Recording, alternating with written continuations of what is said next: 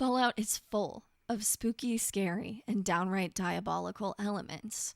We're set in a wasteland where there is no structured society that is uniform across it. There are people who come to power who are truly evil. There's decisions that you can make as a player character that are absolutely diabolical. And there's a lot of storytelling in these games through skeletons and things you can observe in the wasteland that are freaky and give you a more clear picture of what happened in the final days of civilized, quote-unquote, humanity and what's happening after. So in this video, I will be exploring some of my favorite spooky, scary, and downright diabolical elements in Fallout. So if you're into that, please enjoy. Fallout 3 is one of those games that kind of forces you to be good, even at your worst intentions. Even in the last quest, you still have to attack the Enclave. You're just installing the FEV at the end. It's just one of those things where the game is really made a decision about what is good and evil and what choices you're going to make. But that doesn't mean you can't do some truly diabolical things in the game, even if it is hard to maintain that negative karma. I think there's a sequence of choices you can make from one quest to the other very early on that will cement you as a wasteland villain, even if your karma score might not always reflect it. The first things first, and one of the more obvious things that you can do in Fallout 3 is detonate Megaton. And I think the intentions behind detonating Megaton for the Lone Wanderer aren't necessarily that bad. You're new to the wasteland, you want to get money, and destroying a town is an easy way to do it. Actually, no, that is pretty bad. But the reason Mr. Burke wants to do it is far worse.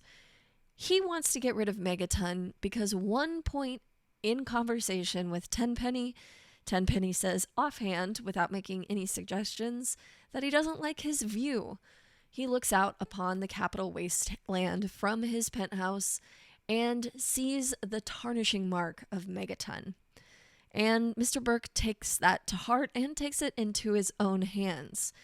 Now keep in mind, Tenpenny lives on the top floor, and there is one other apartment that is completely empty and available, the one that you end up occupying if you go down this rabbit hole. I think it would be easy to say that Tenpenny could have just switched apartments with the Lone Wanderer and had that good view that he desired, but he doesn't. And instead, Mr. Burke decides to eradicate an entire city off of the map. I'm not fully sure why Mr. Burke didn't just do this himself. He probably could have talked Lucas Sims into it and installed what he needed to install, but he doesn't. He enlists the Lone Wanderer, who then has to do it themselves. Now, of course, it wasn't the best decision to live next to an active atomic bomb, but it is the wasteland. So after you do this, you go to Tenpenny Tower and watch your dastardly deed play out. At which point both Tenpenny and Mr. Burke will regard how beautiful it is now, that view. And about that view, after you detonate Megaton, there is a gross green quality to the wasteland that is now a permanent scar on this area. You have fully changed the view to include a radioactive bubble of smoke. Great, I guess that improves the view for Tenpenny. Now, after this, you can choose to do something truly evil to get revenge, I guess, or just add insult to injury to every established community in this area, and that's letting the ghouls in. I know what you're thinking. It is kind of kind to let these ghouls in. You actually get good karma if you convince everyone in Tenpenny Tower to let the ghouls in.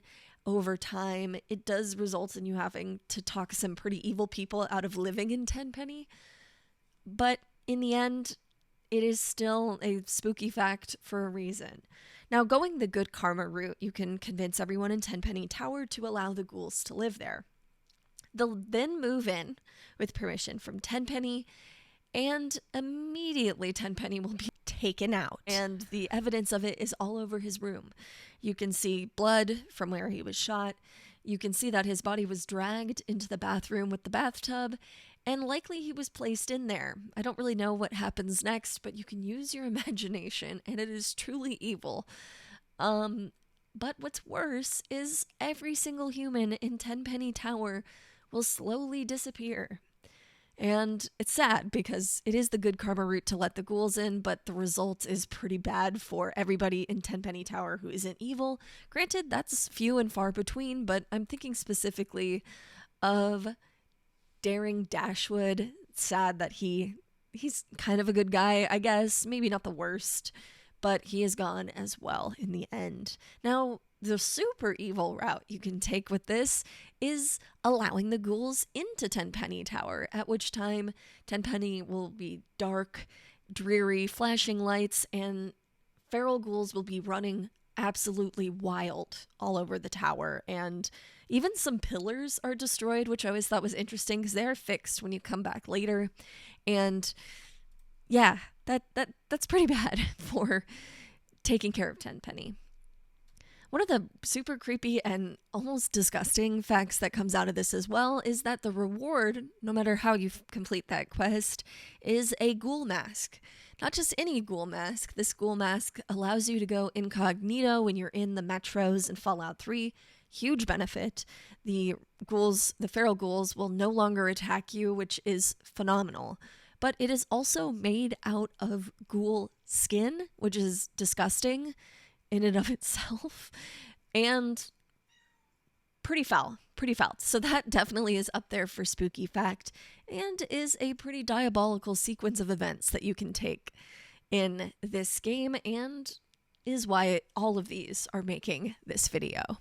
The Dunwich building is one of those terrifying locations in Fallout 3. It is at the distant southern western edge of the map, and even Wastelanders tell you that they are creeped out by this freaky location. And there's a lot of reasons why Dunwich is so scary, and it's deeply connected to Fallout 4 and Point Lookout.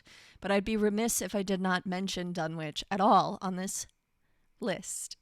So, of course, when you get into the Dunwich building, you can have a few spooky things, if you're keeping a close eye out for it, happen as you're moving through this space. There's doors that can open automatically. You also can see a coffee pot fly across a room, and of course, a flashback sequence while you're in the ruins to see pre-war Dunwich building. It's super freaky and one of my horrific memories of Fallout 3. There's so much in Fallout 3 that makes it kind of a creepy game when compared to the other ones, and this is definitely high up there. This is one of those locations where if you really want to be creeped out, you can have your sound on your game maxed out because you will hear footsteps above you. They'll always seem to be right above your head. An added scary element. Of course, that flashback sequence is utterly terrifying. But once you get down underneath Dunwich, you will find the true horror of this building.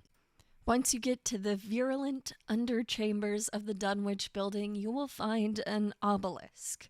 This obelisk is dedicated to worshipping a dark god whose name I cannot pronounce, but I'll put on screen here. And it is terrifying for an added reason that you can hear an ambient chanting sound, guttural and terrifying, while you are near this obelisk in this room. Now, of course, if you don't have the ghoul mask, you're also going to be dealing with a number of feral ghouls and some glowing ones in this area and in the Dunwich building as a whole, which does add to the frightful qualities of it. Fighting off these ghouls that seem to be popping out of nowhere, and then going beneath the building and finding a horrifying chanting obelisk.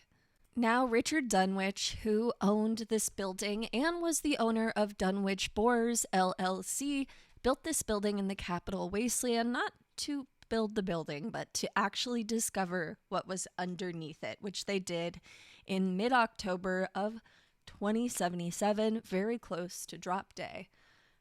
After they found it, some might say this cursed him and his people. Brother of Constance Blackhall, who is a woman of the occult and a priestess of the swamp folk in, of course, Point Lookout.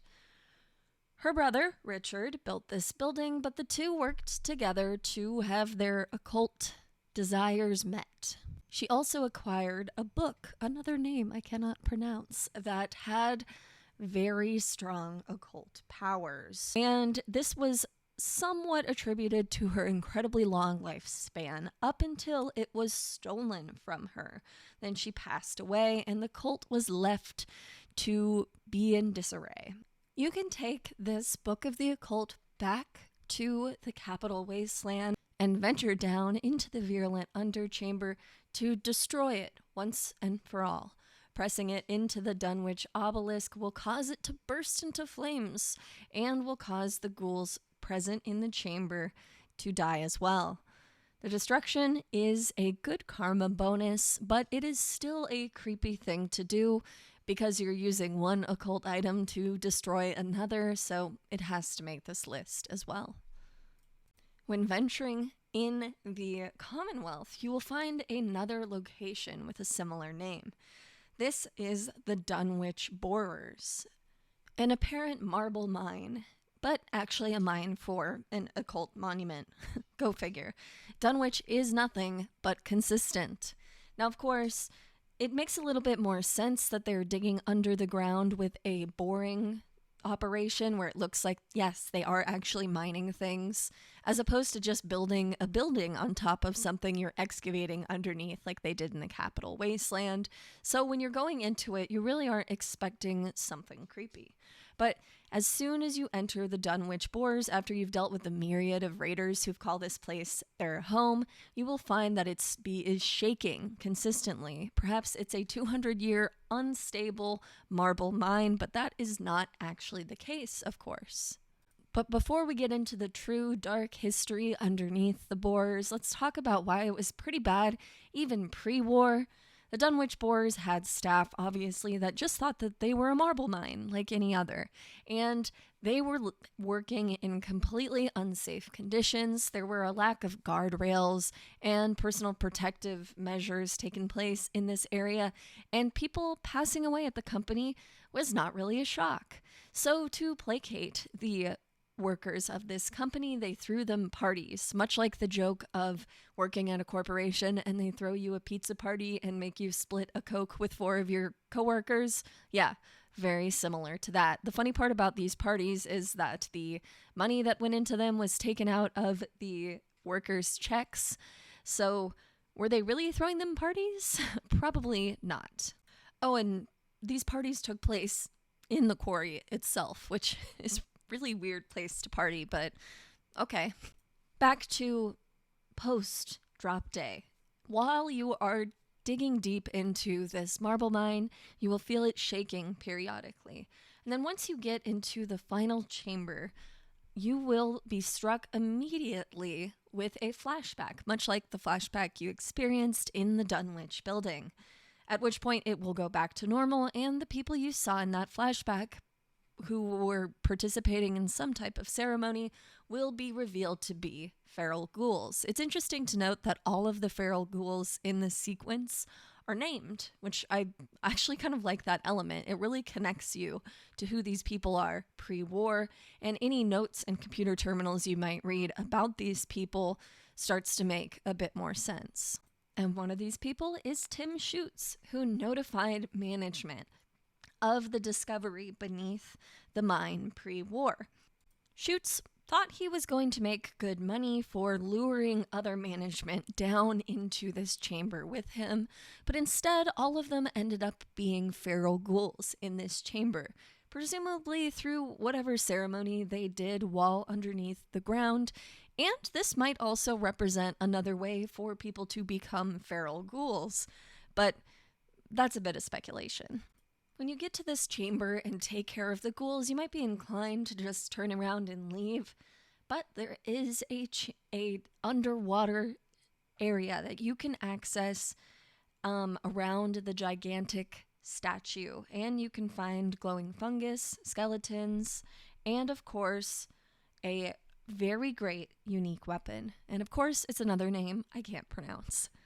But it's clear from both of these Dunwich facts that yeah, Dunwich was not a good guy. He ran a company purely to understand and find more occult items and presumably do some dark ceremonies beneath the ground in various parts of the East Coast of the United States. But it is truly one of those creepy things, and the fact that they were such a bad corporation pre-war really adds to the evil elements of this person and the lore. And it is why it is one of my favorites. I also love hallucination sequences in Fallout, and this is one of those good ones. More facts are coming, but I did want to acknowledge that this is a big undertaking for me. I haven't posted a long video like this ever on this channel that's quite this long, and I've wanted to do it for a long time. But because I'm new to it and it was such a big undertaking, I felt super overwhelmed. But I was lucky that one of my friends, Nick, reached out to me and asked if he could contribute some facts to this video since he knew I was making it. So you're going to hear some of Nick's favorite spooky, scary, and downright diabolical facts right now. Thanks for participating, Nick. I appreciate it. In every Fallout game that has been made by Bethesda, we have a recurring theme of Cthulhu-like creatures being seen in the games. With Fallout 3, you have the Dunwich building. In Fallout 4, you have Dunwich Horrors, which share the same idea of the company looking for a creature, an extraterrestrial creature, a being out of this world named Og Quailoth. And although Fallout 76's is a bit more hidden, the game that a lot of people seem to hate still has the same idea in theming within it, and that is known as the Interloper. Shoved beneath the chamber of the Lucky Hole mine in the game, the Interloper is a creature like no other. It looks more like a tree, hidden beneath the Lucky Hole mine, as you have to literally search through every corridor. In fact, unless you're directly looking for it, you most likely will miss it, as this creature blends in with the ground below and literally looks like a log on the ground. It's not if you go up to it that you will see it ever so slightly moving, and with the moving, you can shoot at it. No matter how much damage the player can do or the Interloper will take, nothing will happen. There's no death sounds, but you can hear the creature cry out ever so slightly. For eagle-eyed players, the Interloper is directly referenced and linked to one of the main factions found in the original Fallout game, and that is the Cult of the Mothman. You see, the Cult of the Mothman is mostly located by Point Pleasant and worships, well, the Mothman, a cryptid of sorts that is supposed to bring good luck or bad luck, depending on how you feel. And the Call of the Mothman seems to be making sacrifices to it, as seen through altars found within Appalachia. However, through notes and whatnot, you can find that the Cult of the Mothman has begun to kill members of their own to this being that seems to speak with them. And although most people chop this up as members of the cult just being crazy, it is actually found out through later updates, new evolving Cult of the Wise Mothman, that these people have been able to see through the lies that they have been believing for years, and the voices that have been speaking to them is in fact not the Mothman. In fact, the original Cult of the Mothman is not worshipping or talking with the Mothman at all. In fact, they're talking with this creature, the Interloper. In fact, the Interloper is directly wanting this cultist group to sacrifice in the name of whatever this being is, and trying to make it grow or fix it somehow. You see, this creature is stuck down here and can't do anything else, so that part is not really clear. But with this new group, this Cult of the Wise Mothman, who actually worship the real Mothman, there is a growing difference in the sect. And this Interloper creature, whatever it may be, is directly in the middle of it. The experiment of pretty much every vault could make this list, but we only have so much time in the day to record these voiceovers and get these gameplay videos. So I'm going to focus a little bit on one of my favorites from Fallout New Vegas, which of course is Vault 22. Vault 22 is full to the brim with plant life, which is something that's pretty rare to be seen in the Wasteland. Obviously, Fallout 4, for whatever reason, has a lot more plants, but aesthetically it kind of makes sense that they made those changes. And we have Oasis in Fallout 3, which is home to Harold, so that's the reason for the trees there. As many of the things produced in the Big MT, the fungus that we find in Vault 22 has the capability of infecting humans, and that's where you will find terrifying little spore carriers throughout the vault, as well as Venus flytrap like plants that are sentient and can attack you. Of course, the vault was slowly infected with these spores, and people became spore carriers through time. I find this particularly scary when you think about the fact that, yes, funguses can do this to insects, and it's obviously the inspiration for a notable other game franchise, and that is truly horrifying. It's scary to think, too, that when you visit this vault, you're probably inhaling these spores that slowly tank over your lungs, eventually kill you, and take over your body. That's horrifying. So I try not to stay in Vault 22 long and heed the warnings that you find outside. Now, of course, the spore carriers themselves are a reskinned version of Trogs from Fallout 3's The Pit DLC, which are equally horrifying in look and vibe. Obviously, the Trogs of The Pit were mutated due to the ever caustic and toxic environment of the pit. That environment alone is creepy. But seeing basically a reskinned version of Trogs in Fallout New Vegas, along with the Trogs themselves, equally horrifying. And I would gladly not see either ever again. Vault 106, one of the many vaults you can find in the Capital Wasteland, has a considerable number of creepy elements. Of course, going into any underground facility, as I have well established on this list, terrifies the heck out of me. And that is due, in at least some small part, to the fact that it is really hard to navigate underground in Fallout 3. There's no way of illuminating your path like there is with a perk in Fallout 4, and that alone is confusing. But Vault 106 is particularly frightening because it is the home of a pretty diabolical experiment. And the survivors of Vault 106 are all insane, much like other vaults we can visit in the Capital Wasteland, where psychoactive chems were introduced into the vault air supply. As you move through this vault, you can see air vents blowing air into the vault, and it would stand to some reason that you're probably being exposed as well. And as you move through this vault, you'll also start feeling those effects.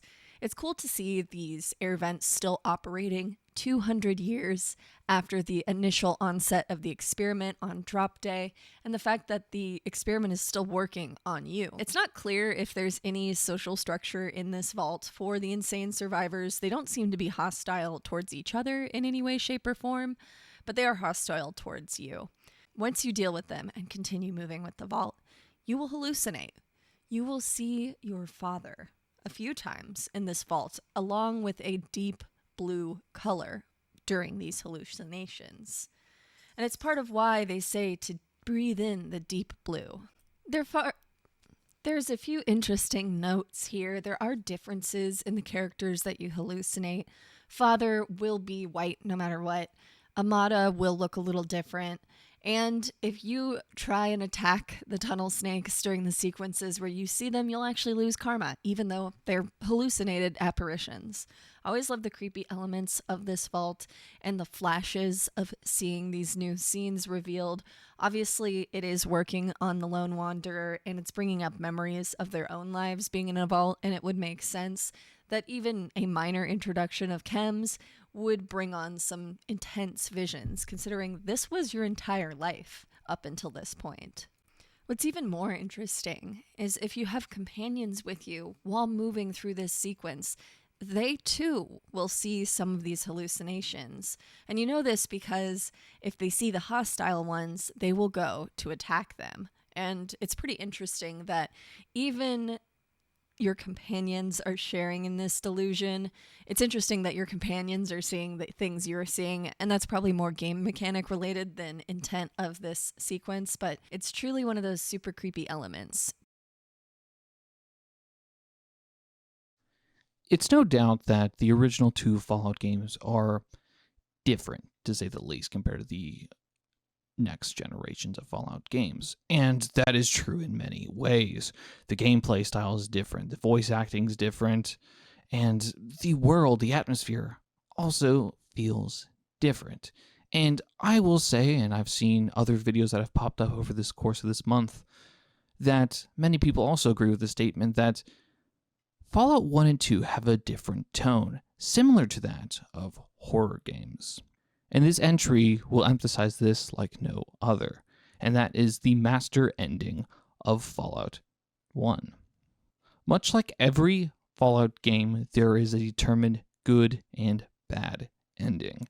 And the evil ending for Fallout involves you agreeing and wanting to work alongside the Master, the main antagonist of the original game. With that, it starts the ending cutscene with the player willingly being dipped in the FEV.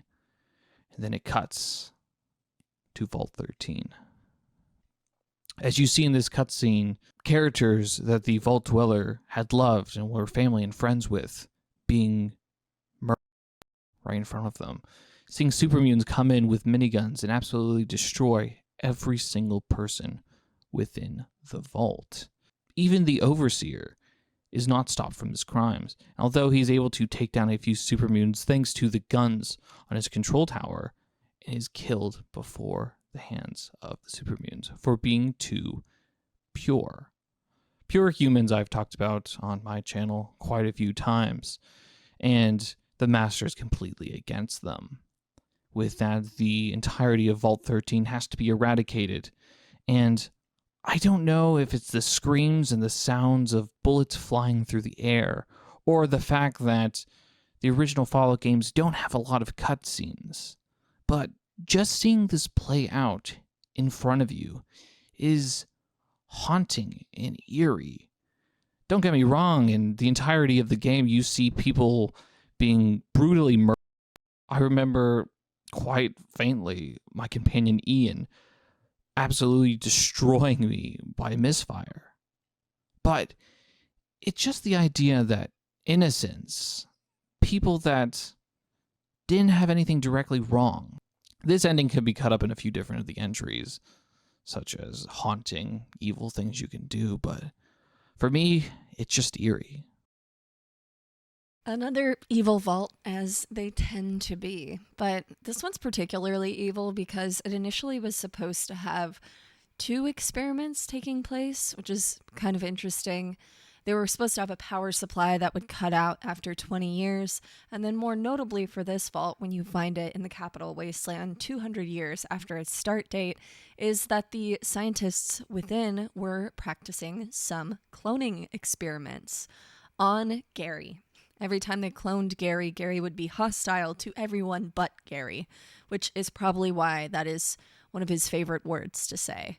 Now, of course, when you visit this vault 200 years later, you will hear Gary echoing through the halls, and that's not because of holotapes. It's because of the myriad of Gary clones that still reside in this vault today. Presumably, they're still being cloned as time goes on. At least Gary has the fortitude to do that. I need to commend him for that. All of the scientists, or would-be descendants of the original scientists, are gone, and we're just left with Gary's echoing through the halls. It's honestly a little reminiscent of Vault 106, but without all of the chems that are flooding the air in the vault. Instead, it's just Gary. And you do have to fight all of the Garys because he is hostile to everyone but himself. It's a fun vault, and I like the quirky element of hearing Gary echoing through the halls. And when you initially get into it, it is kind of creepy, but overall, just a silly vault. I do think it is interesting that Gary was continuing to presumably clone himself after time went on. When the experiment was initially running, there were too many Garys, and the scientists wanted to eliminate some of them. And it's kind of wild that Gary is still around 200 years later, and not just one Gary, but multiple Garys. And while it is only superficially spooky, it is still one of those creepy elements of the game that I absolutely love, and does represent a really interesting mix of ideas for the experiment for the vault. Who knows why they wanted to do these clones, but I don't think they got what they wanted out of them. Point Lookout is one of those DLCs that is just scary on its own. It is full of terrifying enemies, like creepy mutated hillbillies that seemingly have some of the most OP weapons in game, along with some terrifying ghouls that are inordinately OP as well. If you don't know, feral ghoul reavers are seemingly unintentionally maxed out on their difficulty rating. So it's definitely another creepy element of Point Lookout. Also, the atmosphere of Point Lookout is creepy overall. Once you get to the island, it, much like Far Harbor, which is trying to, in my mind, replicate that vibe, is cold and dreary and foggy and gross looking. And of course, most of Fallout 3 kind of has that atmosphere, but there's just something about it arriving on a boat to this location and immediately knowing, yeah, it's not safe here. The quests in Point Lookout are truly terrifying as well.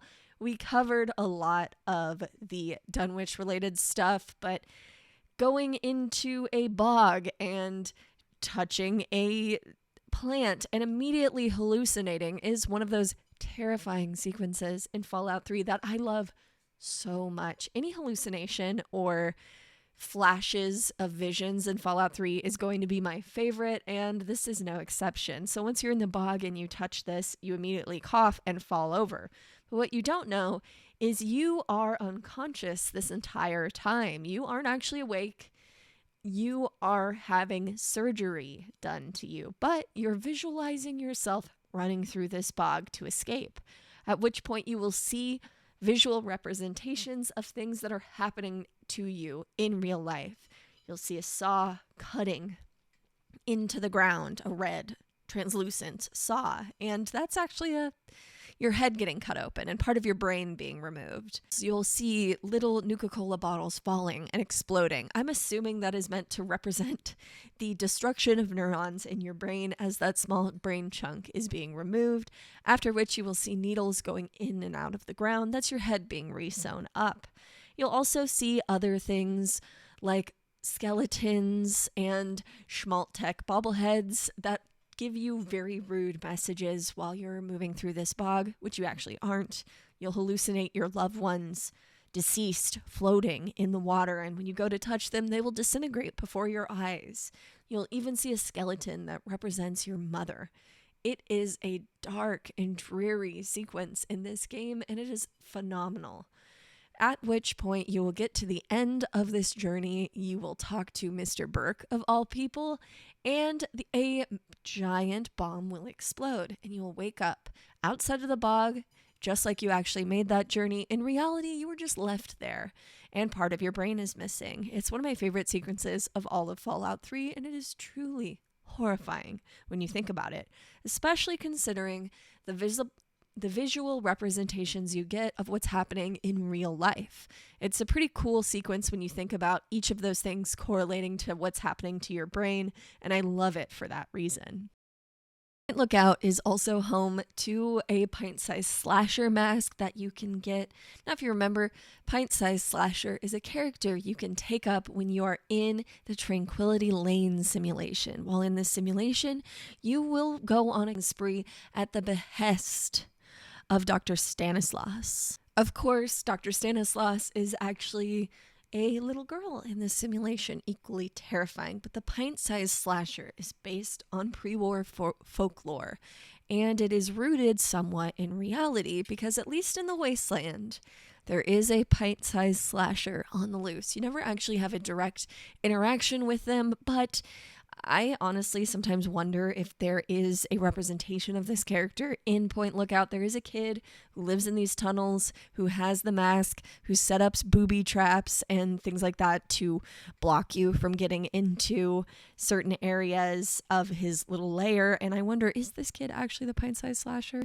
Kenny's Cave is in the Herzog mine, and I'm going to continue to be convinced that Kenny is actually the pint-sized slasher. He really feels like he fits the bill. He is small, and he has the mask. why does he have the mask? But that's not the only place you can find the pint-sized slasher mask in Point Lookout. You can actually find it in another location, and that location, of course, is in the Homestead Motel, and not just in a random room in the Homestead Motel or in a suitcase within the Homestead Motel. No, this is in a room that presumably was occupied by the pint-sized slasher himself or herself or possibly Kenny. But you can find it in a absolutely disgusting, destroyed room with skeletons assembled in a certain way. Clearly some kind of ritual sacrifice had taken place in this hotel room, and this is room 1K, and it is truly scary. Perhaps Kenny made a visit over to this room. Perhaps I'm assuming too much from Kenny, but the pint-sized slasher remains one of those creepy elements that's hinted at as a mythological thing throughout Fallout 3, and then you go to Point Lookout and find out, it might actually be real, albeit maybe someone was inspired by the folklore.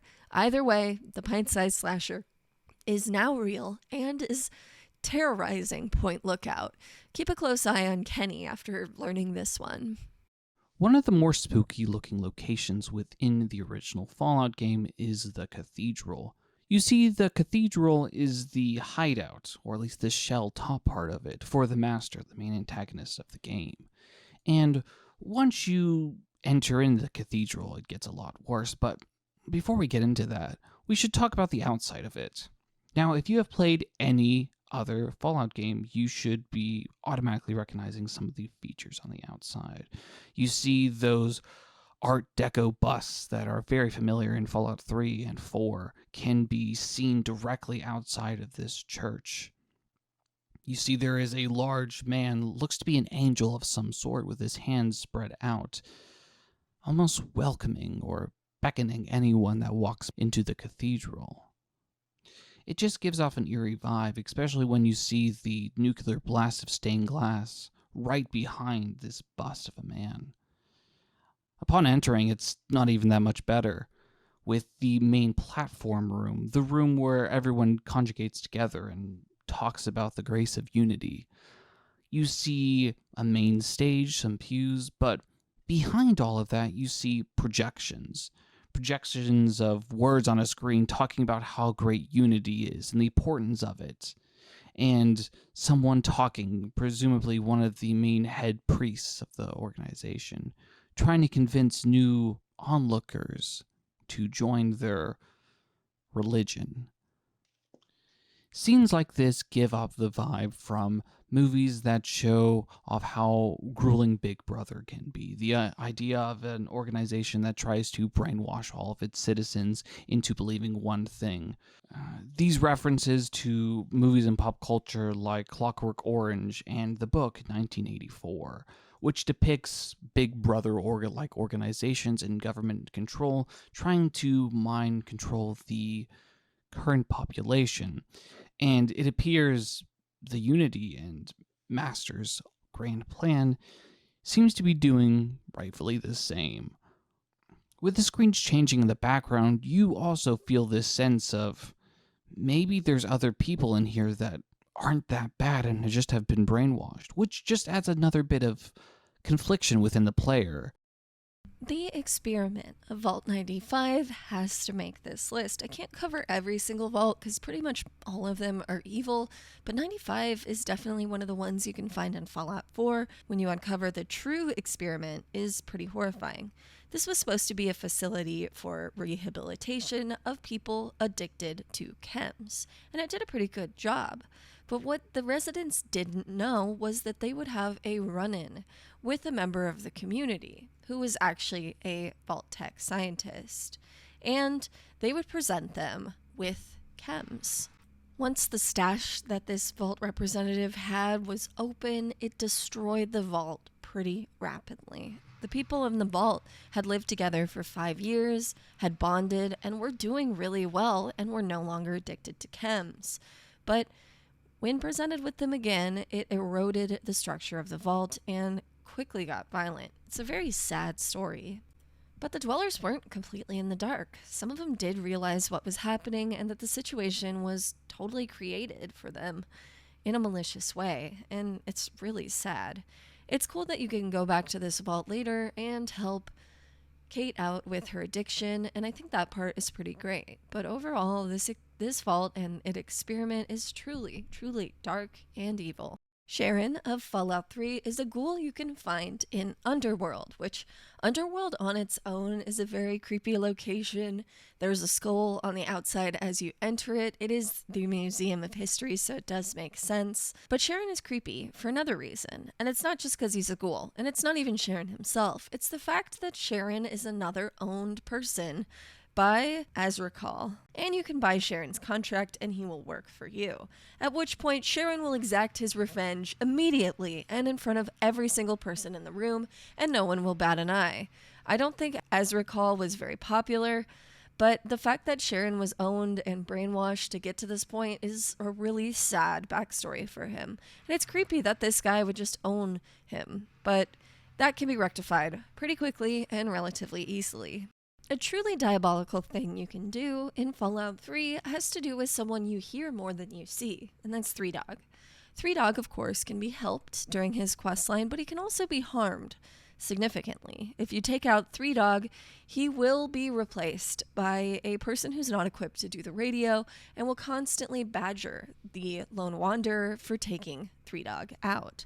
It's a really sad thing to do since Three Dog really isn't a bad guy or on any end of the scale karmatically. He does work with the Brotherhood of Steel, but beyond that, Three Dog's just a good guy, and taking him out is truly evil, and hearing his replacement for the rest of the game is truly sad.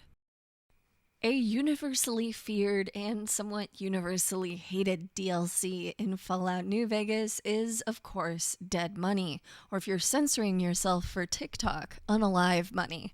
Man, I hate having to use that kind of terminology. Anyway, I do love this DLC. It's got slow build and story building to it that is truly terrifying. And of course, like any good Fallout DLC, is trying to teach you a lesson that you will wholeheartedly never learn. But that's okay. Dead Money takes you to the Sierra Madre, which is a beautiful resort, but there's a deeper plot in this location.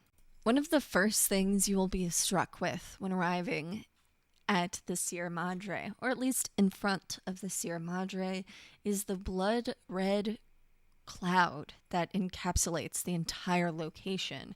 This isn't just an interesting and beautiful cloud to look at, but it is an airborne toxin that is, yes, horrible for you. And like all wicked experiments in Fallout New Vegas, was created by the brilliant minds at the Big MT. Of course it was. While the cloud is harmful, it did have a positive effect, at least in protecting the casino from people who would have deleterious intentions for scavenging, destroying, potentially even occupying this resort casino, but they were unable to due to the caustic cloud that was encapsulating the entire place. Of course, Father Elijah's intentions for the cloud and weaponizing it are pretty evil and diabolical, but that's kind of Elijah's MO. What's really creepy about interacting with the cloud occurs when you're playing on hardcore mode in Fallout New Vegas. It will have a poisonous effect to the character and will drain hit points as you move through it, and it is awful because it is at a pretty quick clip that this happens, and it is not a fun thing to contend with. Another creepy element of the cloud is that it can be made into a martini. I think it's a little interesting and silly, but anything from this cloud can't be good. Anytime there's a cloud or fog or some kind of environmental element like the smoke we see around detonated megaton, the green-colored rad storms in Fallout 4, the fog of Far Harbor, or the cloud in the Sierra Madre area, I'm going to enjoy it, and it does add a creepy ambiance that's ever present in this DLC, and I particularly love to see this new kind of bright and interesting color. Even the pit had a kind of cloudy element to it. It wasn't as much something you saw right in front of your face like this cloud, but it is something that's ever present throughout the wasteland. And of course, what would this DLC be without the ghost people emerging from these clouds? They are the inhabitants or the locals, mutated creatures in the Sierra Madre, and they are truly horrifying. They wear gas masks and suits which glow in the eyes and add to a creepy element of this location. And what they truly are frightening is that they were an experiment that they were unwitting participants in. These were the construction workers for the villa, and they were subjected to these toxins, and it is pretty diabolical thing to do. I can't imagine putting your workers at risk like this, although I'm sure the people at the Dunwich LLC would love to think of this as a genius move.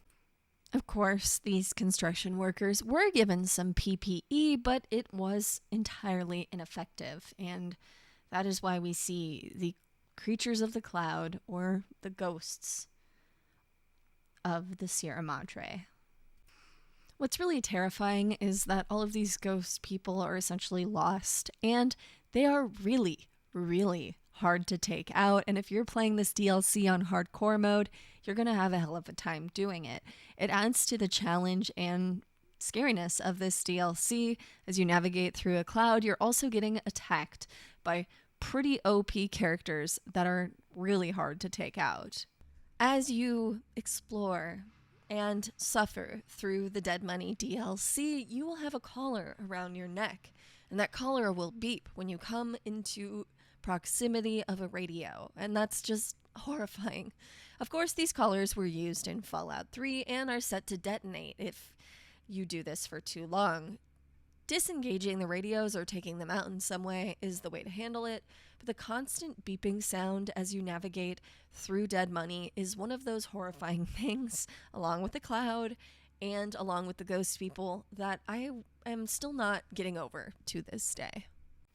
So if you see the glowing eyes in the distance in a red fog, run the other direction for 2 reasons. But it's one of the reasons why I love this DLC, and it is truly, truly horrifying. Fallout 3 has a number of booby traps and things you can run into in the wasteland, like bear traps and pitching machines, but one of the creepiest ones is a baby pram, or stroller if you're from the United States. The baby pram makes crying baby sounds, and when you approach it, will explode. It's one of the creepiest traps that you can find in Fallout, and I think it's arguably creepier than the exploding monkey toy of Fallout 4, although that one is definitely pretty creepy as well. The baby prams oftentimes are found in metros, which makes it even more frightening for me, but it had to make the list because it's truly horrifying. Overall, Fallout lacks a lot of supernatural elements. Certainly there's games that have far more ghosts and horror elements, where Fallout 4 has some creepy things, but a lot of them are grounded in reality and a little less spirituality. Obviously, we've covered a lot of the supernatural things that Fallout has on this list because the nature of them is pretty much always creepy. But something that stands out is the ghost that you can actually see in the Grandchester Mystery Mansion in Fallout 4's Nuka World DLC.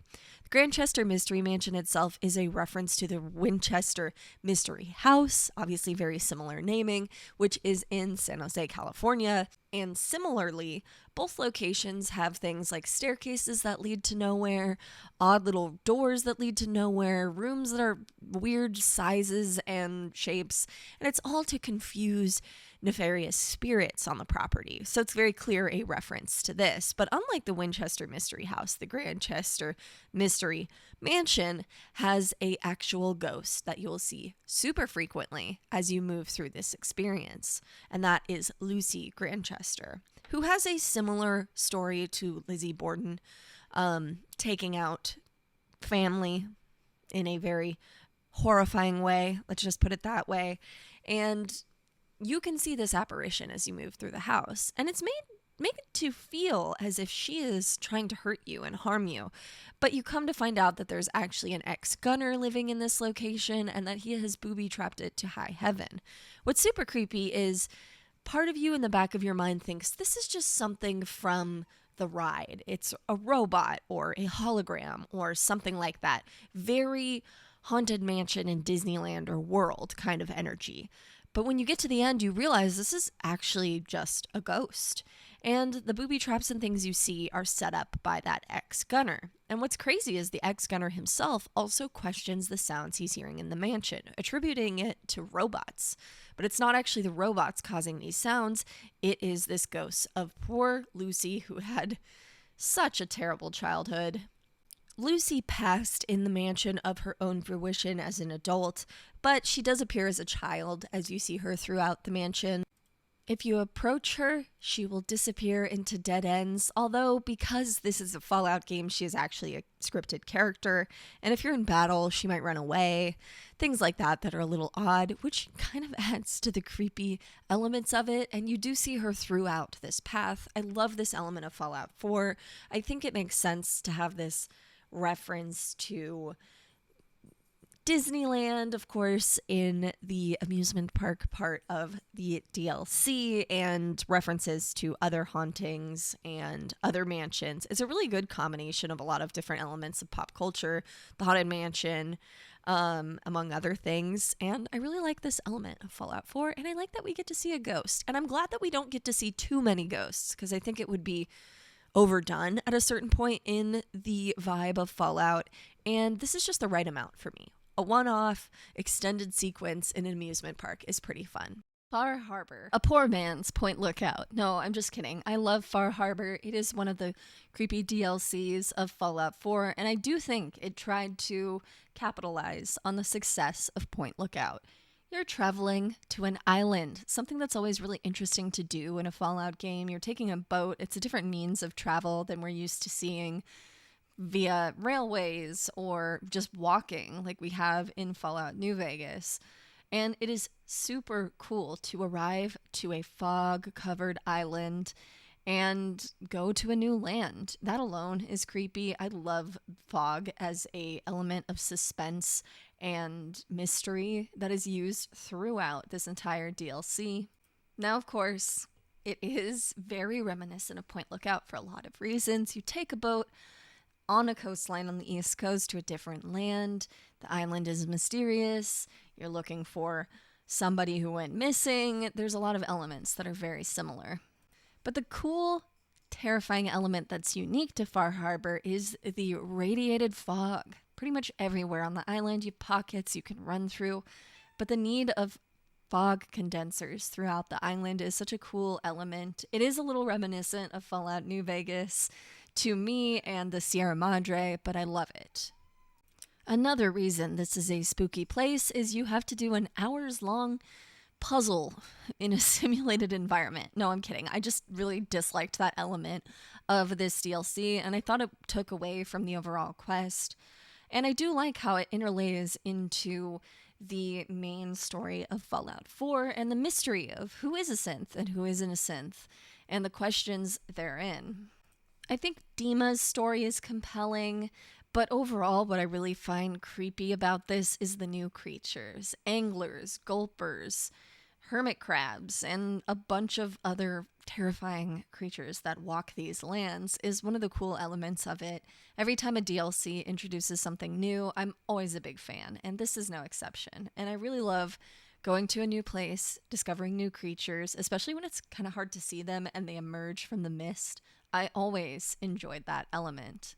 Super mutants capturing humans to be used at dinner time is pretty creepy and disgusting, but one of the creepy things in Fallout 3 is the quest around Big Town. If you complete the quest and save the kids, they will seemingly be fine.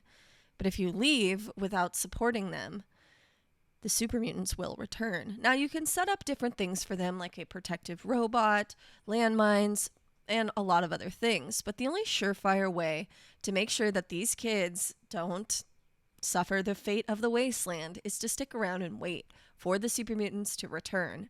When they do return, you'll have to take them out because these kids really can't do it themselves without suffering any losses. And then finally, Big Town will be free. I think what's creepy about this is the first time I played Fallout 3, I set up the robot for them and left, thinking they would be fine. And finally, when I returned to Big Town, it was entirely empty. I thought the robot was going to be enough because that was part of the quest, but I was surely wrong. It was really sad for me to return to Big Town and see no one, so that's why this one has to make this list.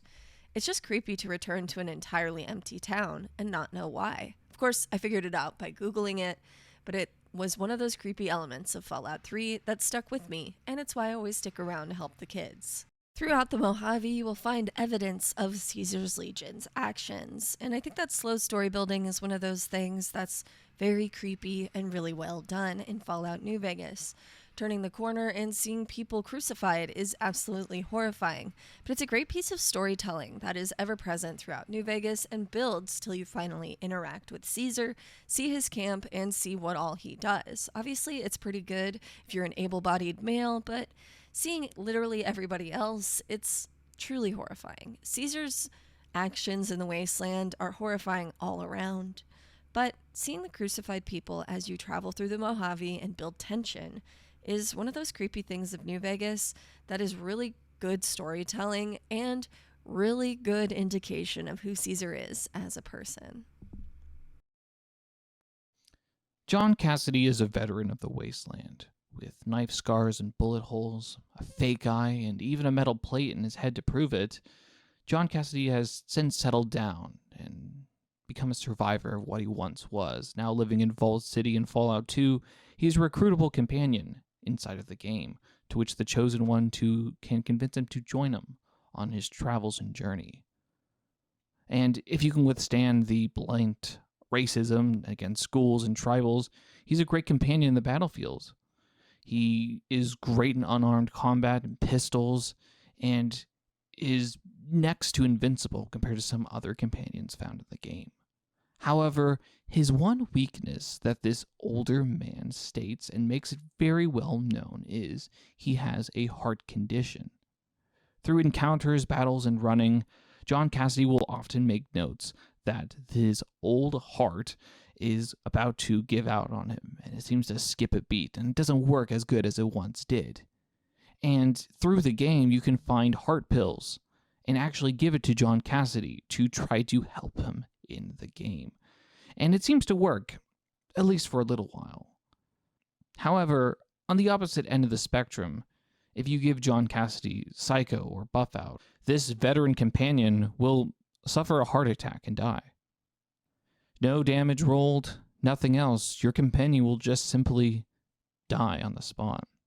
This isn't necessarily evil or grotesque compared to some of the other entries, but the fact that you can directly cause your companion, someone who willingly agreed to go along with you on your journey, to suffer a heart attack is just diabolical.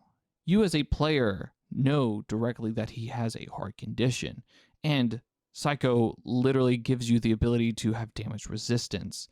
It makes sense that your heart starts pumping faster and faster to try to keep up with it.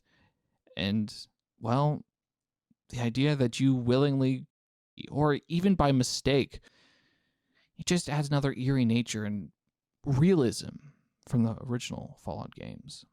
Vault 111 is a super creepy vault. I honestly don't think that the base experiment of Vault 111, which was holding until there was an all clear after the drop day, is that creepy, but the elements of Vault 111 that we see as the player character are truly horrifying. The sequence in the beginning of Fallout 4 is so iconic for that reason, and I do think that the rest of Fallout 4 kind of lets you down on the suspense of this sequence. Kellogg's storyline is very well done, and it's interwoven with Nick Valentine's storyline, but that opening sequence of watching your baby get taken away and your spouse get taken out while helplessly banging on a cryostasis door, only to be refrozen for what you think is a short period of time, but what turns out to be many decades, while your son ages to become the leader of a robot faction that is arguably pretty evil. But That whole suspense building at the beginning of Fallout 4 is such a creepy and nostalgic feeling for me now that I'm looking back on it almost 10 years later, which is a wild thought. But it's super creepy. It's blue in tone, and Kellogg is introduced as an evil character. He's unique. He has unique armor, and he looks at you right before leaving. And it's a really cool introduction into a Fallout game. Of course, waking up years later, decades later, which you find out obviously when you find Sean, to realize that the vault experiment failed, that it wasn't what you were led to believe, that this decrepit vault is empty, and you in fact are the sole survivor. Although you can make the argument that you're not necessarily the sole survivor because Sean survived, but that's a story for another video. What's particularly creepy about this sequence is that Kellogg not only awoke you, in theory, but woke everyone else up in the vault, but did not refreeze everyone else in the vault, only you, as you are the backup, effectively. And that is horrifying when you really think about it. I don't fully understand why Nora, or Nate, depending on if you're playing as male or female, wasn't just kept alive. Surely they could have pried the baby from her hands or his hands and refrozen both of you, but it would have been a lot less of a compelling Fallout plotline. But I do think that this whole sequence is super creepy, and when you really look at the Fallout 4 as a whole, thinking back that this is decades before your character is led to believe is a really good reveal that's a pretty scary element of Fallout 4, or at least a little creepy. While the metros of Fallout 3 and even Fallout 4 are some of the creepiest underground environments you can find in Fallout, New Vegas does have some underground landscapes that you can explore. They don't have any metros, but they do have sewage areas, presumably for sewage.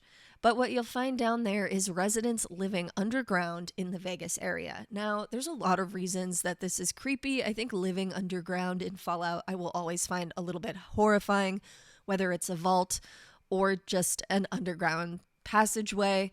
But the creepy reality of this is it's based on real Vegas, which has a lot of unhoused residents living in sewage areas and drainage ways for the yearly monsoon season that can ravage Vegas in a very disastrous way. These drainage areas are super necessary, but in the times of the year where we aren't experiencing rain, they're full with people who are just trying to get by. It makes sense when you really think about it that both in Vegas, the game, and in reality, these people are trying to escape the 120-degree heat on some of the worst summer days. And it makes sense that you would go underground for that. Presumably, it would be a lot cooler in a subterranean environment, albeit probably not too much. But I find that truly horrifying for this reason. It's based on reality, and that's creepy. And of course, we have the Thorn down in this environment where you can fight animals. That is a little creepy. It's honestly one of the cooler settlements, but the fact that they're bringing things like Deathclaws, giant rad scorpions, and other enemies underground for you to fight is a little scary. Imagine if you took a wrong turn in the subway and landed in an environment filled with creatures you don't normally see indoors. Any interaction with a Deathclaw inside is always scary to me. But I love this environment for those creepy elements. Fallout 2 is known for having crazy and wacky encounters in the game. From time travel to TARDIS to having giant dinosaur footprints being seen. Fallout 2 is known for this kind of behavior. However, it is not all fun and games in the game.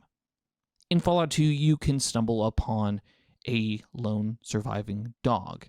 It is known in the game as Pariah Dog. He is described as a pitiful-looking dog with fur falling off in large patches, leading to some very interesting-looking art. The dog is missing an eye and has other wounds and showing rib cages and bones. But more importantly, this dog brings horribly bad luck. In this encounter, you can see him surrounded by dead people, possibly his previous owners, or if not, raiders who tried to attack his previous owners, leaving only this lone surviving dog. The moment the player enters this encounter map, the game starts making luck checks in the background, and repeats it doing so every 10 seconds the player is on this map. And once the player fails this luck check, the gods have already banished the player, as Pariah Dog joins the party. Even if there is no companion room in the party, Pariah Dog automatically joins and drops the player character's luck to 1 in providing the character the Jinx trait. Now, the Jinx trait is an awful trait to have in the game, especially as it's a trait that has no real benefits to the player. In fact, it allows all misses to have a 50% chance to be upgraded to a critical miss. And if you never played the original Fallout games, this is absolutely awful, as if you miss, which happens quite a bit in the game, especially in the early stages of it, having a critical miss is awful, often missing the target completely and attacking someone else that you didn't necessarily want to attack, like an ally and or yourself, and it often does incredibly, horribly amount of damage as well, which is just not what you want. In fact, a lot of people have made numerous Reddit posts on trying to get rid of Pariah Dog. However, this dog is not as easy to get rid of. With over 750 health points, the dog will automatically flee battle if an attack comes in, so there's no possible way of the dog being attacked by an enemy in the game. So how does one get rid of this dog? On No Mutants Allowed, a lot of people have theorized that the Sierra Army Depot is the best way to get rid of this companion, and that is to try to get Pariah Dog to walk directly into the electrified door within the location, and instantly vaporizing the dog in the process, as the electrified door has an insane amount of damage at one point. It is not necessarily the fault of this dog as to the luck that is bring. The idea that the only possible way that this poor sad dog, who doesn't want to be in battle, the only way to get rid of it and heal yourself from this horribly bad luck that has been plaguing you is just diabolical in the way that it was added into the game, and just adds a bit more character to the Fallout 2 world. Harold is a tragic tale that deserves his own very long Fallout video because he appears in 3 different games. But the part of him that is creepy, or at least a little spooky, is in Fallout 3.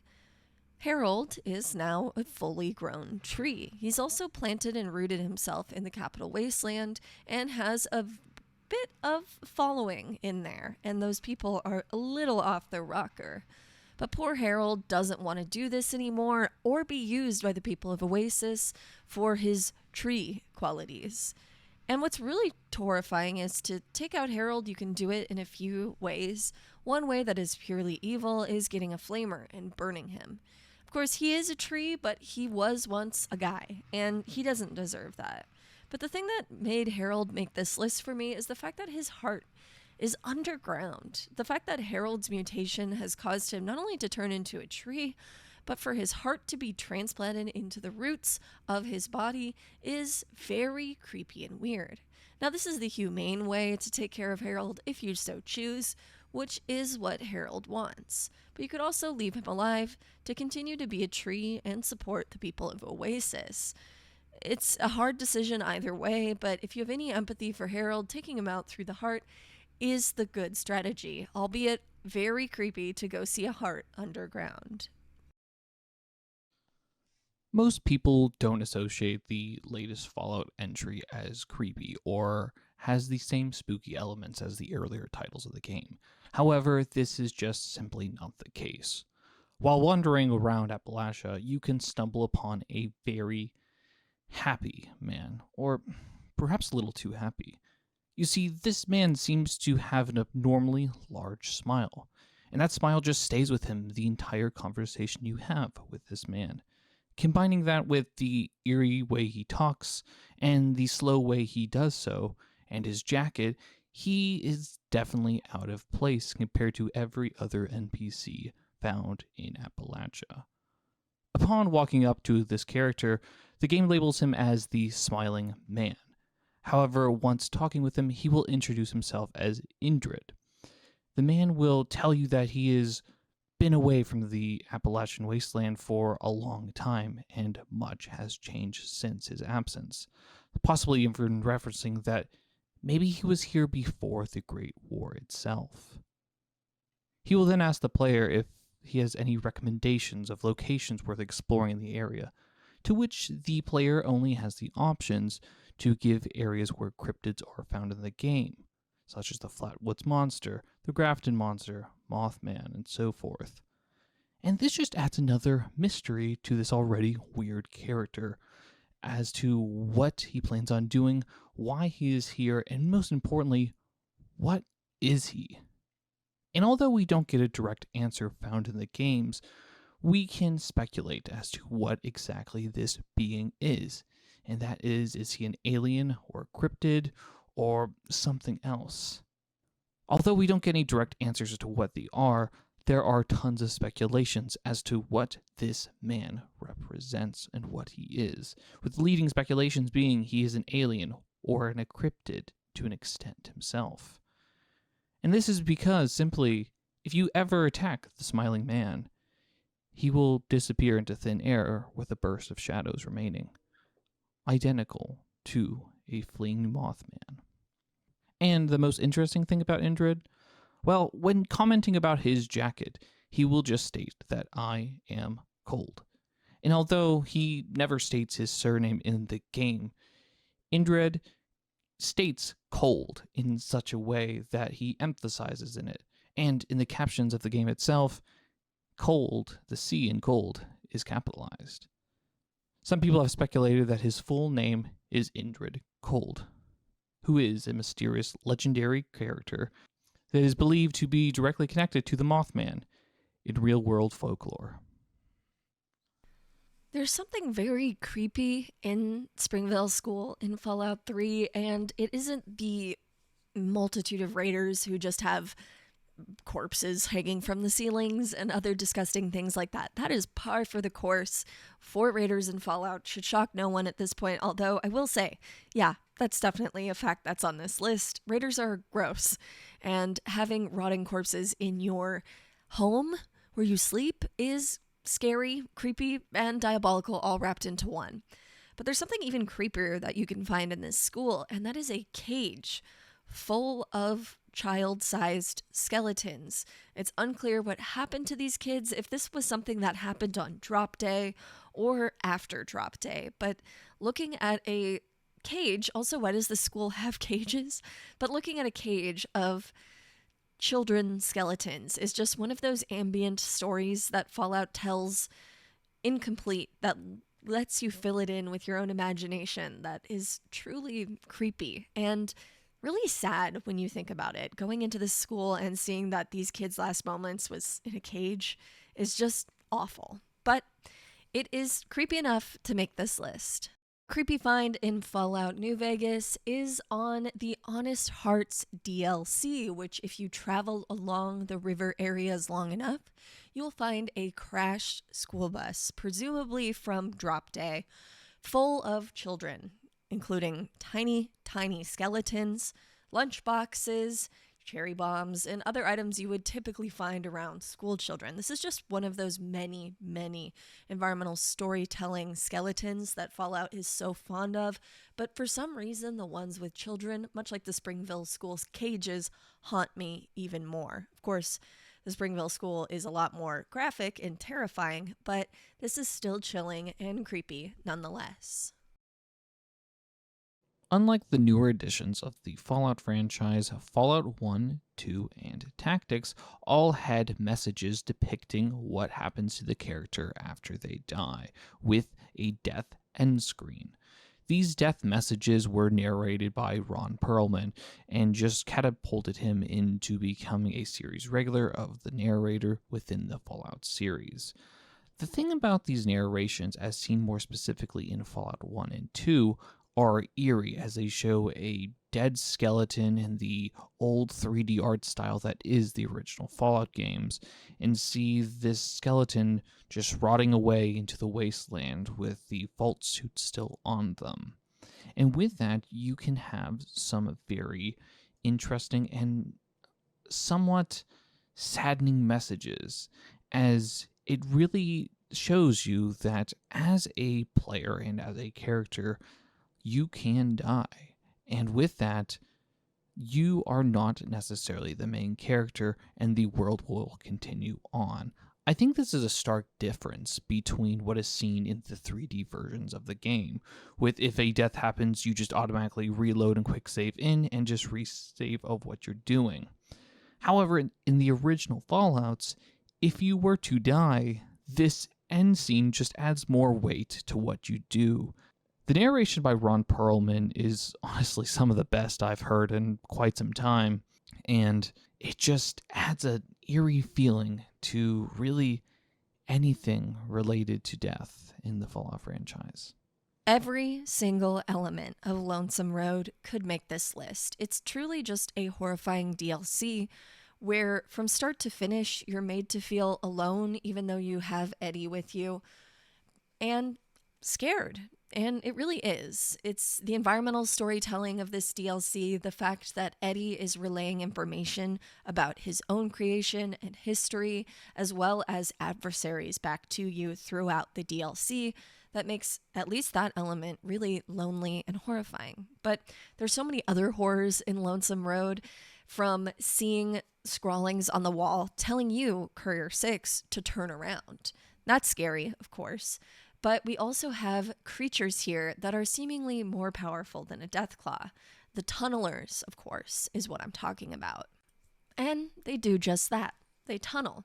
Ulysses thinks that these were formed after the Great War, radiation, and heavy mutation, as per usual. They're also bioluminescent, which is kind of a cool element. Their design is, of course, very reminiscent of Trogs in Fallout 3, and I believe that these are also probably re-skinned Trogs, much like the spore carriers of Vault 22. You go through this DLC, you will detonate undetonated nuclear warheads, which that element of this DLC is also pretty horrifying. The fact that you're essentially destroying this wasteland even further, but this will awaken the tunnelers who have long lived underground, unaware of the surface. But what's truly horrifying is that the tunnelers are likely going to be a threat to the Mojave Wasteland. They have an extensive array of tunnels and can move around very quickly, take out Deathclaws, and they hunt in packs, and that makes them super tough for the wasteland, and honestly pretty scary. I imagine that potentially one of the ways that we see the Fallout TV show destroying New Vegas, potentially, we don't know for sure, could be through the tunnelers. That's what some people speculate. These things truly scare me to this day. Ever since I saw that scene of the tunneler taking out a random Deathclaw, I was afraid. Now, Lonesome Road also has a lot of Deathclaws on it. That, too, is part of why it's a bit scary. In the end of the Fallout game, the Vault Dweller has to take on the Master, the main antagonist of the game. And in there, the player has to go into the Los Angeles Vault underneath the cathedral, where the Master lies.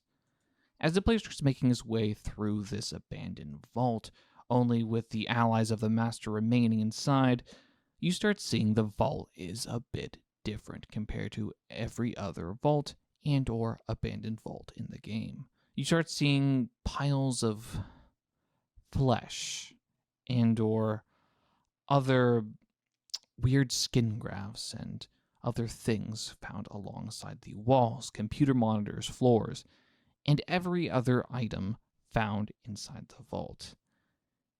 And then right before you go to where you would face the Master, the game gives you a message. It's not from any character, and it's directly a description to which the earlier games do of what the character sees. And words cannot describe what is known as the corridor of revulsion, states, except for reading exactly what it says. And as I read through it, just picture what you would be if you were this character. And this is what you saw before you. The hairs on the back of your neck rise. You feel something from the corridor ahead. The bile rises as you recognize the mass of flesh ahead. Human parts in the wall itself. The worst part is that it's moving, calling to you. Your nose starts to bleed. You hear deep voices in your head. They are calling your name. Darkness washes over your eyes for a moment, but you recover. A voice calls to you. You turn your head and see the image of a forgotten friend, obviously dead. The worms fall from her face, rotten jaw, as your headache grows. It is getting harder for you to move forward. Your foot seems bounded to the floor. You look down. The flesh of the floor is crawling up your leg. Teeth gnaw at your knees. Still, your headache gets worse. Something catches your attention. A flash of movement from the ceiling, and then a sliver of bone pierces your eye. With it comes the thoughts of the dead and tortured. The pain in your head is maddening. You feel the sins of others wash over your soul, and it gets worse as your sins answer them. Like madmen, they fight through your psyche, and in the process tear your personality apart. Your head is pulsing with the intrusive thoughts of others. Your pain grows and grows. Suddenly, as if it never existed, the pain vanishes. You fall to the ground and weep, but something doesn't feel right. The pain in your head does not feel as bad as it did. The effects of this strange corridor are not as strong. It is no doubt in my mind that this is one of the most grotesque and vivid images that are found in especially the original two Fallout games, and in my opinion, in any of the Fallout games. The Master's Lair and Hideout is some of the most grotesque and horrific buildings and areas found in the games. And if this does not convince you that the original games have at least an ounce of horror within them, then I don't know what will. But until then, that is just the tip of the iceberg of the Master's Corridor. In the home of a tiny little town with an unmarked quest, and that town is Andale. Andale does not represent a real community exactly, but it is reminiscent of a few communities that are outside of the DC area in Virginia. But fortunately, the story of this town does not reflect anything in real life. And that is every single adult in the town of Andale is a cannibal. And everybody else is kind of an unwilling participant. They have kids, and those kids are going to be married to each other. That part, the arranged marriage element of it is a little creepy, but the fact that every single person in this town is a cannibal is gross. Now, of course, you get to this town, and it seems well-meaning enough. They're trying to survive in the wasteland. Their homes are in pretty good shape, and you can explore all around them. And if you dig a little deeper, you're going to find a basement full of skeletons, bodies, and parts. And in one of the fridges, you will find strange meat. And we all know what that strange meat is. Context clues are a gift that all of us are given in this. You can also go to a shed behind one of the homes and find a similar setup. Also, this is a great way of getting rippers in Fallout 3 if you don't have one yet. And after which, you will exit and be confronted by the townsfolk of Andale. Now, if you can convince them that you're cool, it doesn't matter, everybody's got to do something to survive, they will offer you up some strange meat pie. Delicious. You're now a full-blown cannibal yourself. But it's truly creepy, and the ambient storytelling of this one, without it being connected to a marked quest, I think adds to it.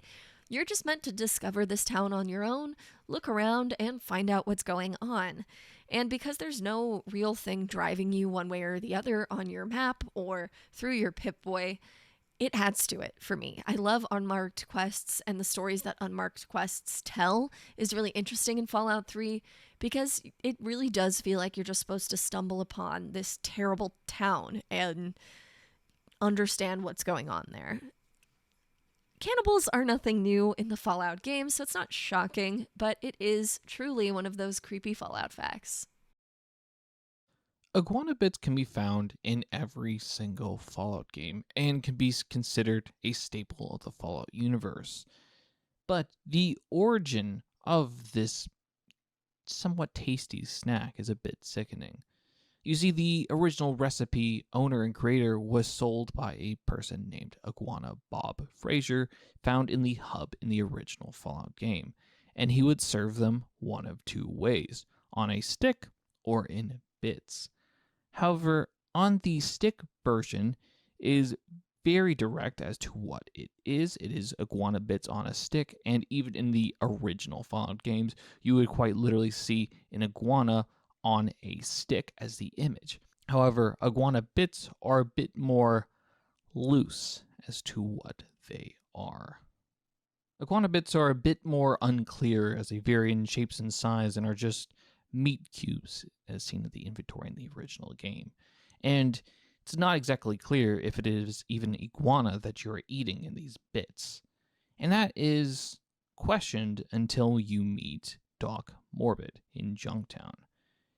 In here, you will piece it together that Doc Morbid and Iguana Bob have a deal with each other.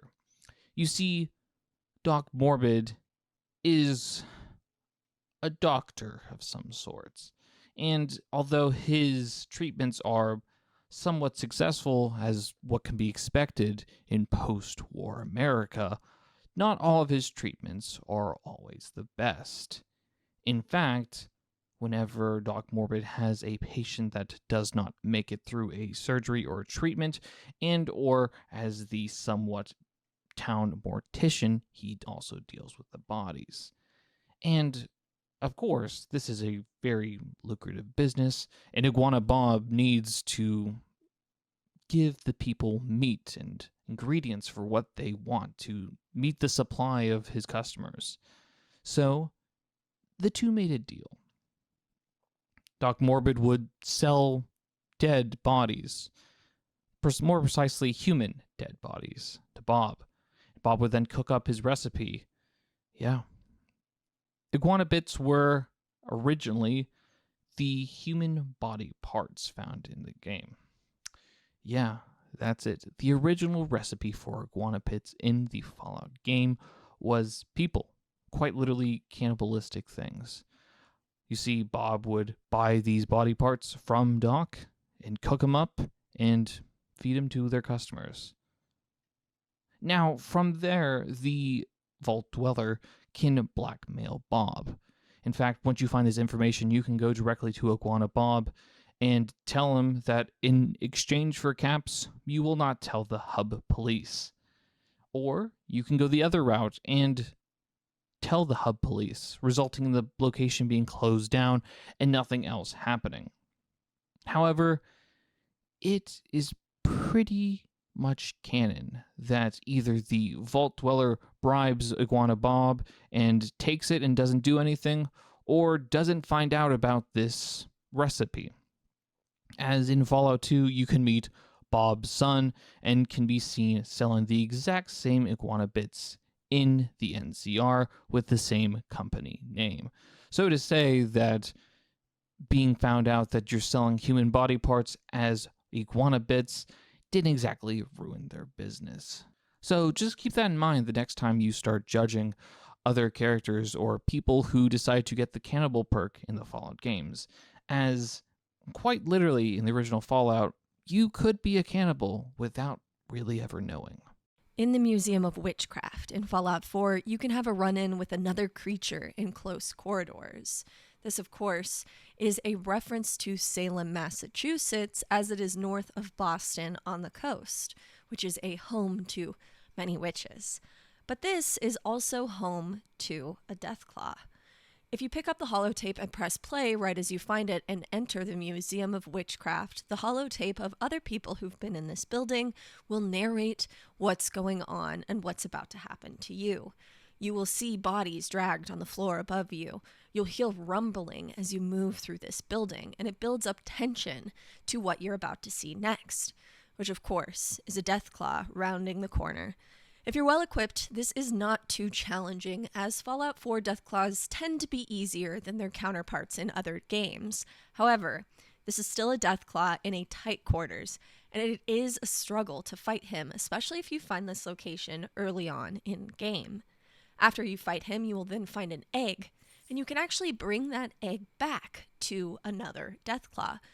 What's really creepy about this moment is you can give this egg and a Deathclaw will appear and it won't be hostile to you. And what I realized recently is you can actually talk to this Deathclaw, consoling it, making sure it's a good Deathclaw and that it's not going to attack you, which it doesn't. It's a creepy, fun element of Fallout 4, and I think the addition of playing the holotape as you move through the building and music stings play and the tension is built as the building rumbles is just a really solid, creepy element to the game, and it had to make this list.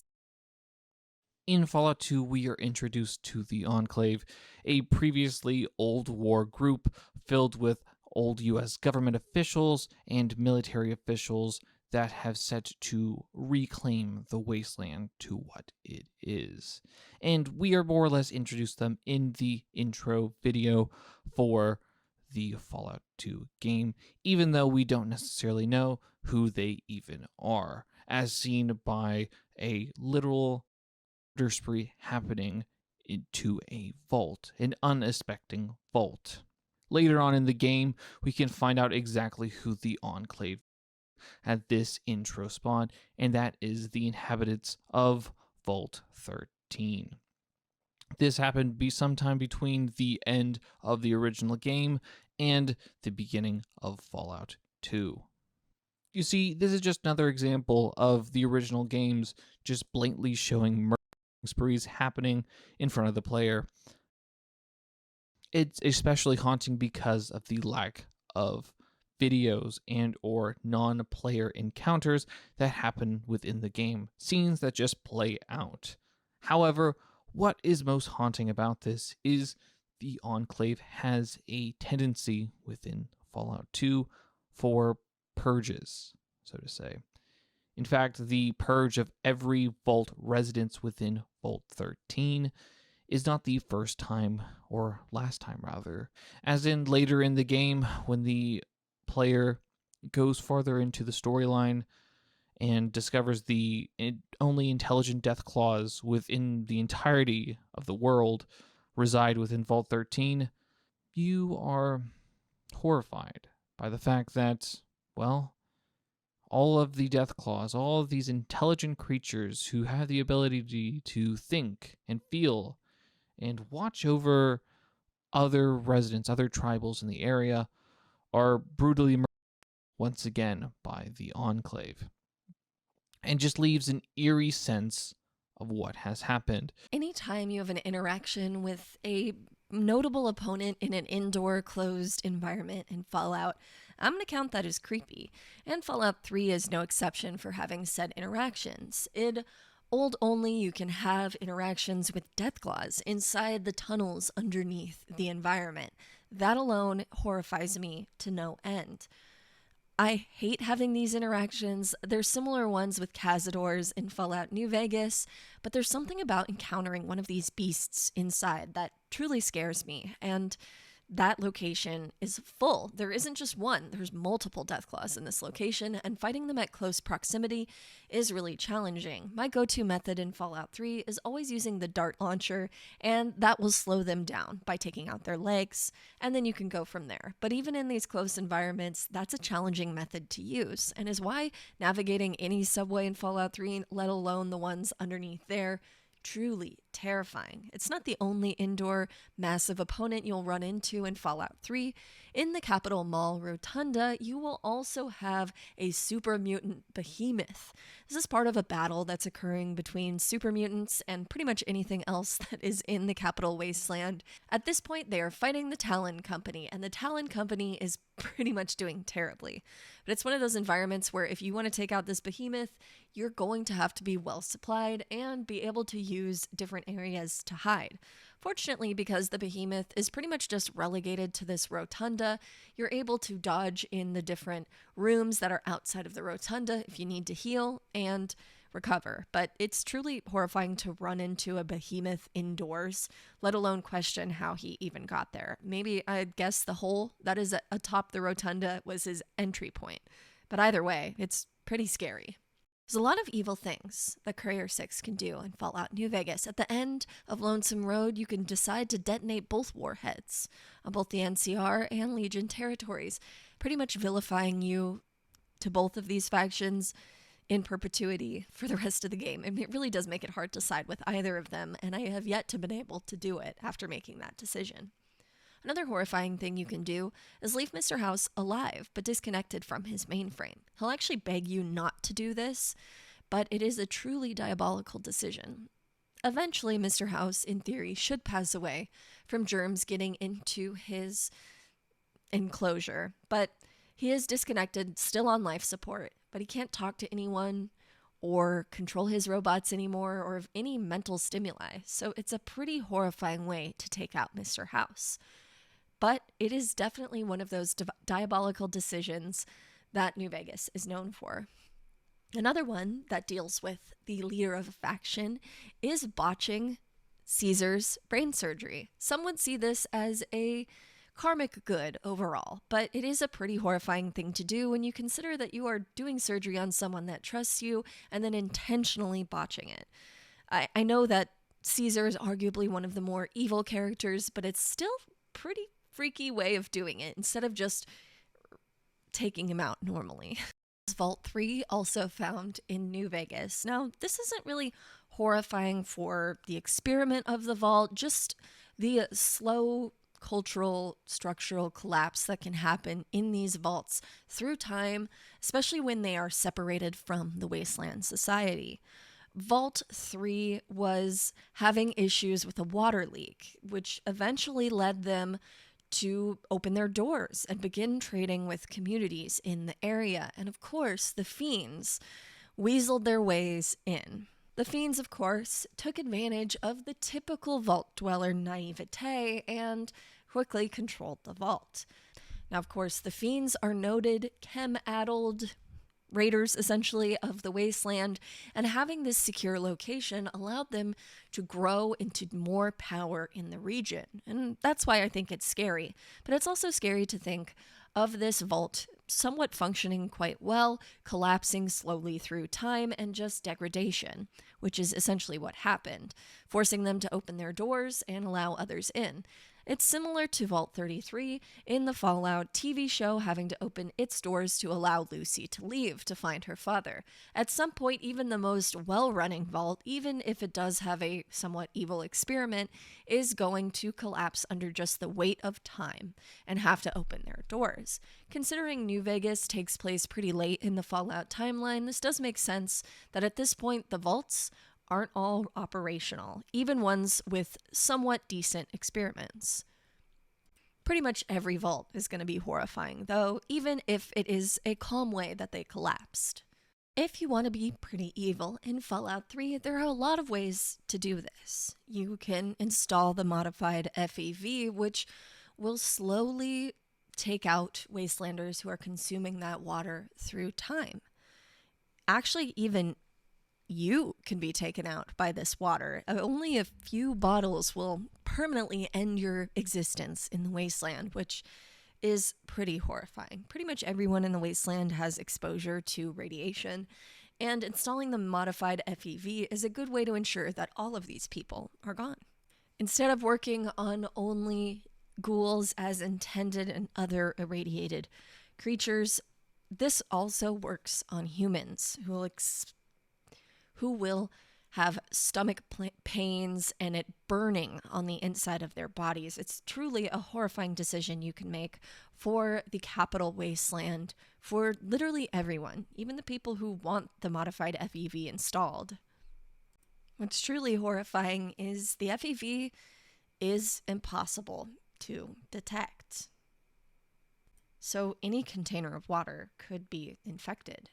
And there's no way of knowing if you're going to get it or not, especially if you're swimming in the tidal basin around where it is produced. 4 bottles of infected aqua pura will take you out permanently. And it's a pretty horrifying ending to Fallout 3, and that's probably a good reason that it is confirmed not to be the canon ending of Fallout 3.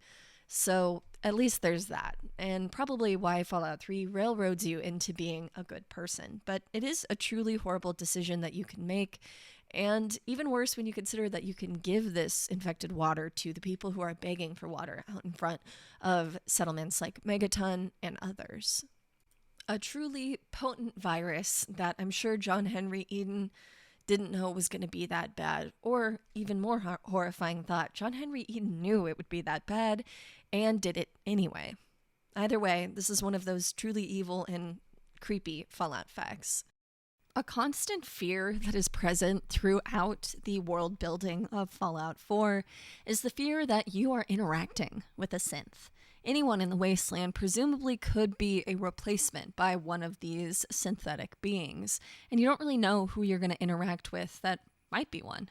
It's one of those creepy elements of Fallout 4 that is ever present and layered throughout the game. NPCs will randomly wonder if their girlfriends are a synth in Diamond City. You'll even have random encounters where people are accusing others of being a synth. Notably, there's 2 arts. One of them is obviously a synth, and it is the replacement fighting the other art. Perhaps the original, perhaps not. You can choose to take out one of the 2 arts, and you might make the wrong choice or right choice depending on how you look at it. But I think the Institute as a whole is representative of a very creepy element of Fallout 4. Anyone could be a synth, and the fact that there not only is this doubt in the wasteland of who might be a synth and who might not be, it's the fact that the Institute is intentionally, systematically replacing people with these synths. It's super creepy, and I honestly found this element of the Institute pretty unforgivable. I am a unapologetic Institute fan. I do think they are pretty evil, and I fully acknowledge that, but I think they're one of the more fun endings of Fallout 4, along with the Brotherhood of Steel, who is also morally questionable when you really dive deep. I mean, just look at that haircut. There's something about it. But everyone being a synth, potentially, in Fallout 4, potentially even birds being a synth, there's whole deep dives into that. I mean, there's obviously birds in other wastelands that aren't synths, presumably, like in the Mojave, there's ravens as well, but there's so many different places that you can run into a synth. Even people speculate that Nora is a synth, that Dogmeat is a synth. Everything could be a synth. The synth is one of those like plot hole fixers that's in Fallout 4 as well, where anything that's a little odd, just call him a synth. And maybe that's an easy solution for fans. But I do think that is one of those creepy elements of Fallout 4 that is a through line throughout the game and adds to the weirdness of it. It's expanded in more in Far Harbor, and I love that element of even questioning if your player character is even a synth. I'm of the school of thought that Nora potentially could be a synth, because she doesn't get the whole backstory. It doesn't really make sense why she's so equipped with weapons and in the wasteland as a lawyer, so I personally believe that. But I know that's not a popular theory among everyone. But I do think the potential for anyone to be a synth is super creepy, and I love that element of Fallout 4.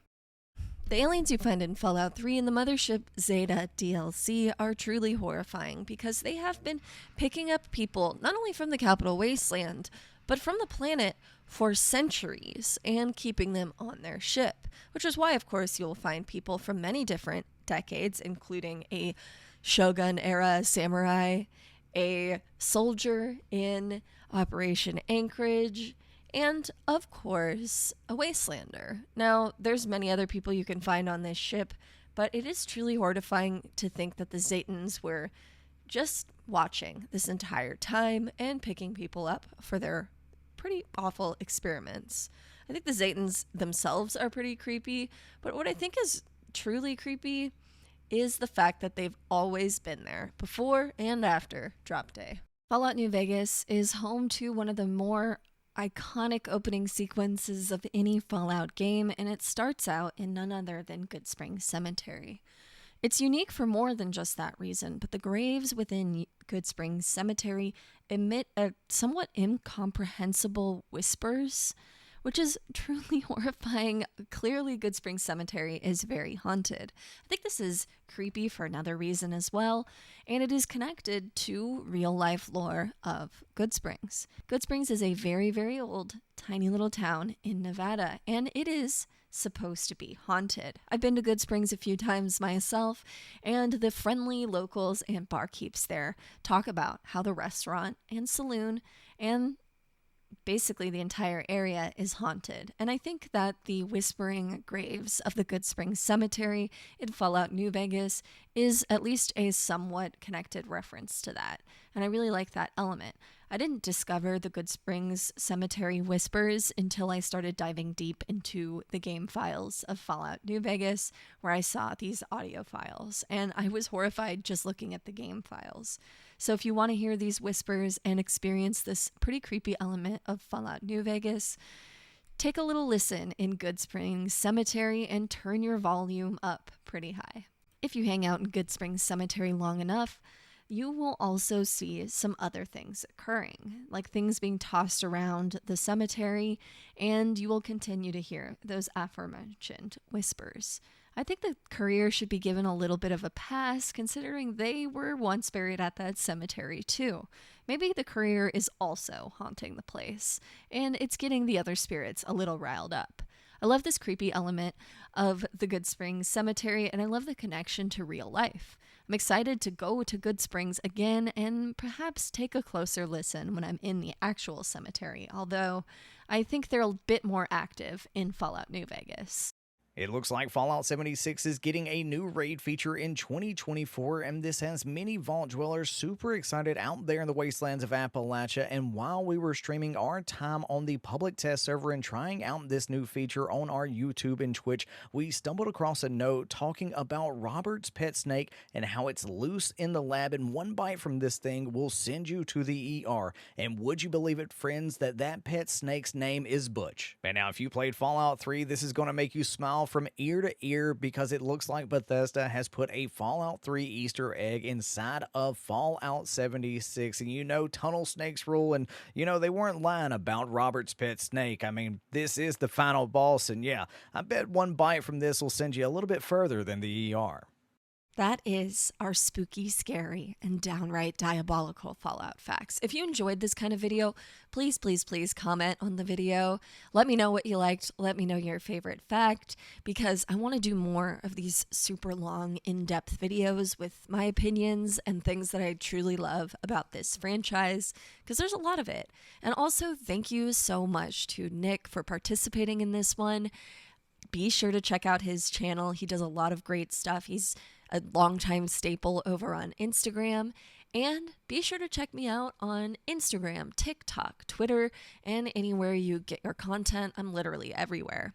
Thanks so much for tuning in, and I will catch you guys in the next video. Peace.